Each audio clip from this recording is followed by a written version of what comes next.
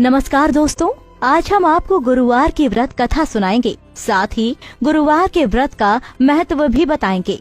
प्राचीन काल की बात है।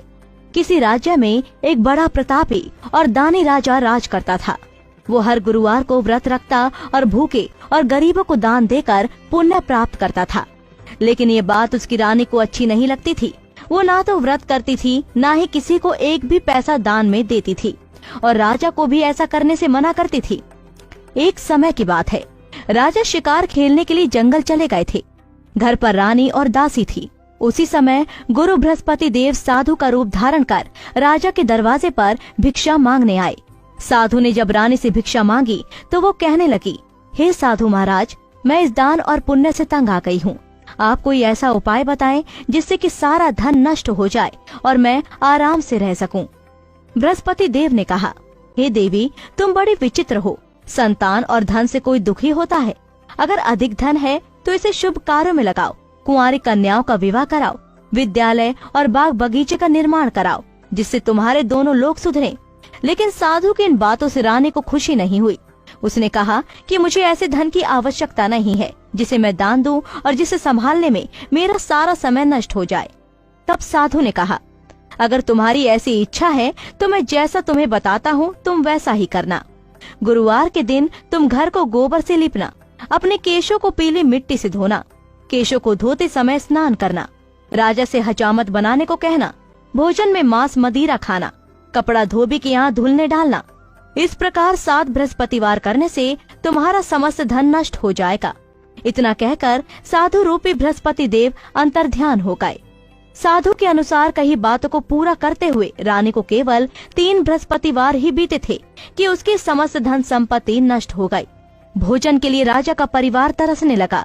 तब एक दिन राजा ने रानी से बोला कि हे रानी, तुम यहीं रहो, मैं दूसरे देश को जाता हूँ।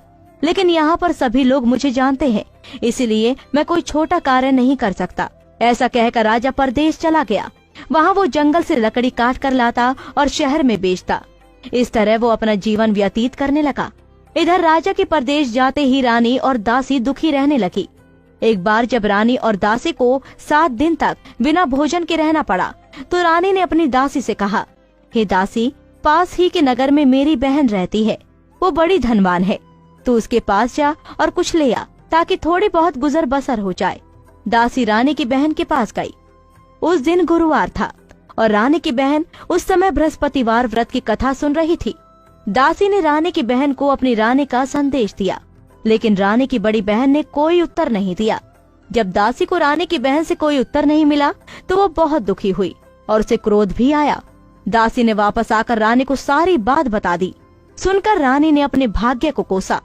उधर रानी की बहन ने सोचा कि मेरी बहन की दासी आई थी, लेकिन मैं उससे नहीं बोली, इससे वो बहुत दुखी हुई होगी। कथा सुनकर और पूजन समाप्त करके वो अपनी बहन के घर आई और कहने लगी, हे बहन, मैं बृहस्पतिवार की कथा सुन रही थी जब तुम्हारी दासी आई थी।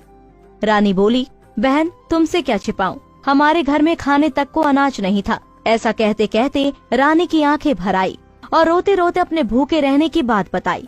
रानी की बहन बोली, देखो बहन, भगवान बृहस्पति देव सबकी मनोकामना को पूर्ण करते हैं।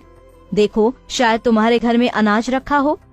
पहले तो रानी को विश्वास नहीं हुआ, पर बहन के आग्रह करने पर उसने अपनी दासी को अंदर भेजा तो उसे सचमुच अनाज से भरा एक घड़ा मिल गया। ये देखकर दासी को बड़ी हैरानी हुई। दासी रानी से कहने लगी, हे रानी, जब हमको भोजन नहीं मिलता तो हम व्रत ही तो करते हैं, इसलिए क्यों न इनसे व्रत और कथा की विधि पूछ ली जाए ताकि हम भी व्रत कर सकें। तब रानी ने अपनी बहन से बृहस्पतिवार व्रत के बारे में पूछा।